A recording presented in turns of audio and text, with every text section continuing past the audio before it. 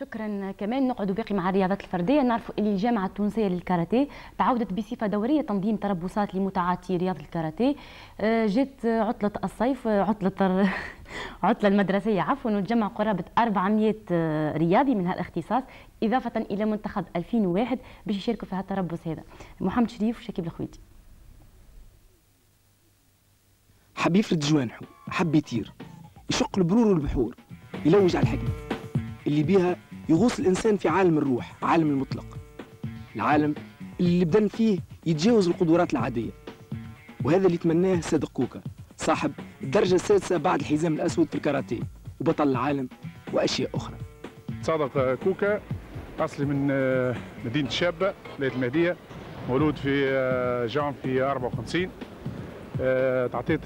خرجت من تونس سنة 70 حزام بني مصارعة جودو. بعدها تعطيت الكاراتيه بديتها في إيطاليا، بعدها تعديت لهولندا عند ممرن كبير اسمه جون بلومينغ كيكوشينكاي، بعدها تعديت للسويد وهناك دربت عند مدرب معروف اسمه براين فيتكن. بديت بالمقابلات في رياضة الكاراتيه في النوع اللي يسمى عالميا يسمى الووكو، الاتحاد الدولي للكاراتيه اللي هو يتركز على اللمس فقط الموجود حاليا في تونس. عملت اكثر من 150 مقابله في هذا الصنف، وبعدها حبيت ان نبدل شويه ما اصعب اللي هو يسمى بالمقابلات الفول كونتاكت كيكوشينكاي.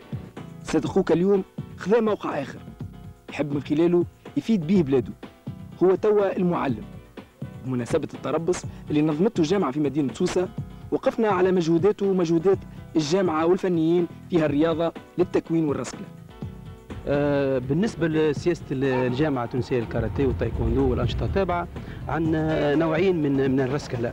الرسكة الأولى هي أنه في كل شهر يوقع معناتها تربصات من النوع هذية، فهي تربصات معناتها دورية. ثم عندنا تربصات أخرى توقع للتكوين باش يطلع مثلا درجة أولى درجة ثانية للممرنين، وفي نطاق اللامركزيه نتاع الجامعه، لانه التربصات هذوما ينجموا كما ترى انت ما بين 300 و 500 عبد يجوا في التربصات هذوما. ففي سياسه في نطاق سياسه اللامركزيه، مره توقع في تونس ومره توقع في سوسه ومره توقع في صفاقس.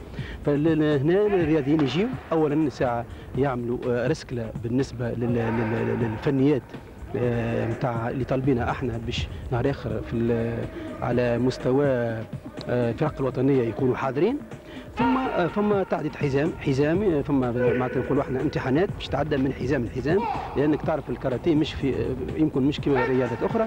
يلزم الانسان ما ينجم يولي مثلا حكم الا ما يكون عنده حزام معين، ما ينجم يولي ممرن ما يكون عنده حزام معين، ما ينجم يكون يدخل الفريق الوطني ما يكون عنده حزام معين. اذا فما رسكله مستمره ويلزم يكون على الميدان معناتها على استمرار في مستوى طيب.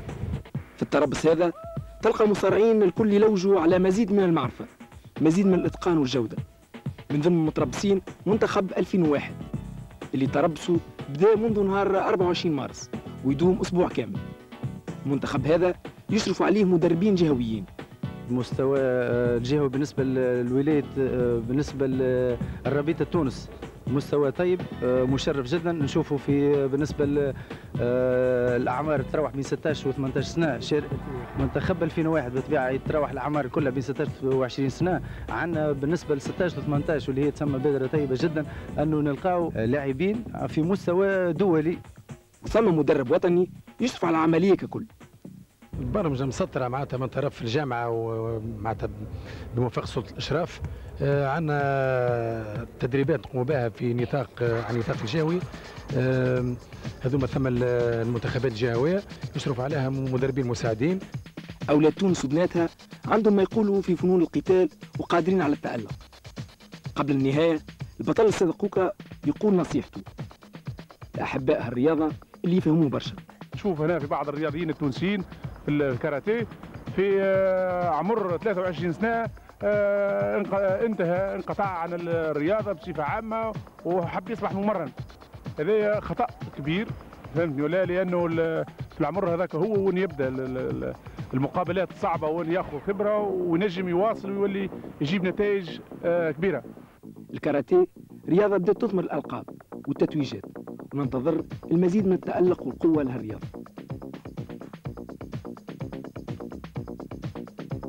شكرا محمد. نمشيو مع السباحه وين دارت نهار السبت 22 مارس اللي فات.